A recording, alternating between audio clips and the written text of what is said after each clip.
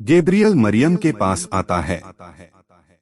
परमेश्वर ने गैब्रियल स्वर्गदूत को स्वर्ग के सिंहासन कमरे से अपने मंदिर के महापवित्र जगह पर भेजा ताकि वो जकरिया को परमेश्वर के योजना की घोषणा कर सके। जकरिया का एक पुत्र होगा जो पुराने नबी एलिय्याह की तरह होगा। वो मसीहा के आने के लिए इस्राएल के लोगों को तैयार करेगा। वे सैकड़ों सालों से मसीहा के आने का इंतजार कर रहे थे।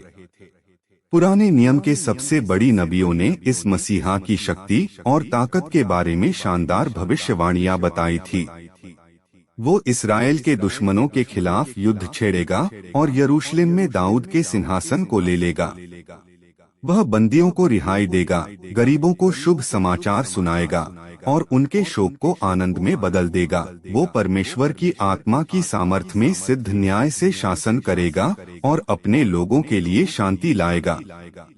वो इस्राएल की बड़ी उम्मीद थी और वे उसके लिए तरस रहे थे। अब ऐसा लग रहा था कि परमेश्वर कार्यशील हो रहा था।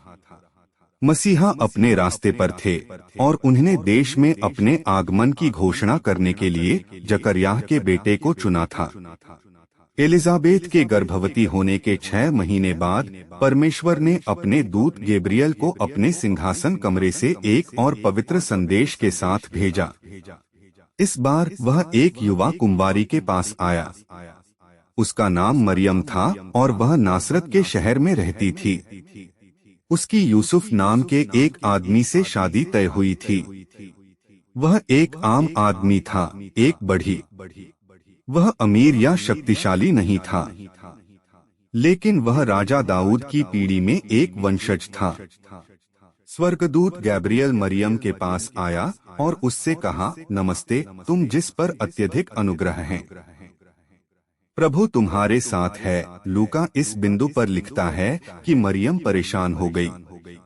वह इस स्वर्गदूत के उच्च और गौरवशाली अभिनंदन का मतलब नहीं समझ पाई। डरो नहीं मरियम, तुमने परमेश्वर से अनुग्रह पाया है। तुम गर्भवती होगी और एक बेटे को जन्म दोगी और तुम्हें उसका नाम यीशु रखना होगा।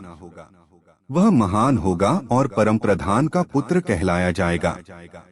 प्रभु परमेश्वर उसको उसके पिता दाऊद का सिंहासन देंगे और वह याकूब के घराने पर हमेशा के लिए राज्य करेगा और उसके राज्य का कभी अंत नहीं होगा। वाह! मरियम का भी एक बेटा होने जा रहा था। केवल फर्क यह था कि यह खुद परमेश्वर का पुत्र होगा। यह वही मनुष्य होगा जिसके बारे में नबियों ने सालों साल पहले बताया था। वह एक नक्म होने वाले राज्य पर राजा के रूप में शासन करेगा। वाह! लेकिन मरियम उलझन में थी। उसकी अभी तक शादी नहीं हुई थी और उसने अपने को शुद्ध रखा था। उसका किसी आदमी के साथ कभी कोई संबंध नहीं था। उसका एक बच्चे को जन्म देना असंभव था। तो उसने गैब्रियल से पूछा, क्योंकि मैं एक कुंवारी हूँ, ऐसा कैसे हो सकता है? गैब्रियल ने उससे कहा, पवित्र आत्मा तुम पर उतरेगी और परमप्रधान की सामर्थ तुम पर छाएगी। इसलिए इस पैदा होने वाले पवित्र जन को परमेश्वर का पुत्र कहलाया जाएगा। यहाँ तक कि एलिजाबेथ, तुम्हारी रिश्तेदार, अपने बुढ़ापे में एक बच्चा जनेगी और वो जिसे बाँझ कहा जाता था, अपने 6ठे महीने में है, क्योंकि परमेश्वर के साथ कुछ असंभव नहीं है। अब यह असंभव और गौरवशाली घोषणा सुनने के बाद मरियम के शांत सौम्य जवाब को सुनिए, मैं परमेश्वर की दासी हूँ, मेरे साथ ऐसा ही हो जैसा आपने कहा है। वाह! गैब्रियल के शब्दों को फिर पढ़ने की कोशिश करिए। यह कल्पना कीजिए कि मरियम को यह सुनने में कैसा लगा होगा।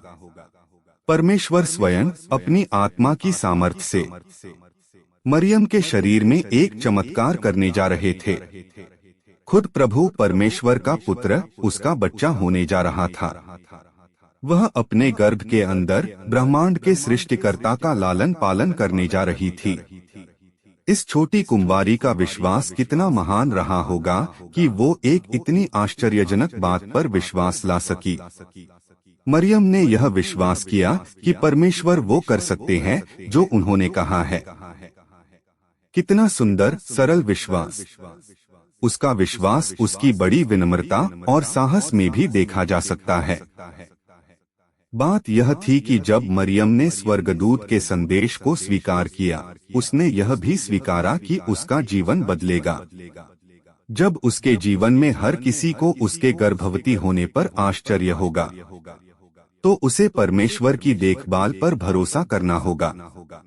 उसके माता पिता क्या कहेंगे और यूसुफ क्या सोचेगा? क्या यह उसके लिए लज्जा का कारण बनेगा? क्या वह तो भी उससे शादी करेगा? क्या कोई उस पर विश्वास करेगा? क्या वह अकेली हो जाएगी? दुनिया परमेश्वर के कार्य को नहीं समझ पाएगी, लेकिन मरियम का विश्वास एक ऐसे परमेश्वर पर था जिसे वो देख नहीं सकती थी। वह उसकी सुरक्षा थी और मरियम परमेश्वर की वफादार दासी थी, चाहे उसका दाम कुछ भी क्यों ना हो।